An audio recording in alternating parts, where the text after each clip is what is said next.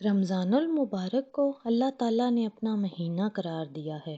گویا اس ماہ مبارک میں اللہ تعالیٰ انسان کو اپنا بندہ بنانا چاہتا ہے اور انسان کو اس طرف متوجہ کیا جاتا ہے کہ وہ اپنے خالق و مالک سے ٹوٹا ہوا رشتہ جوڑ لے۔ اس ماہ مبارک میں دربار الہی سے کسی سائل کو خالی ہاتھ، کسی امیدوار کو نا امید اور کسی طالب کو ناکام نامراد نہیں رکھا جاتا، بلکہ ہر شخص کے لیے رحمت و بخشش کی عام صدا لگتی ہے۔ اس ماہ کا ایک ایک لمحہ ہزاروں برس کی زندگی اور اطاعت عبادت سے بھاری و قیمتی ہے۔ اس میں اجر و ثواب کے پیمانے 70 گنا بڑھا دیے جاتے ہیں۔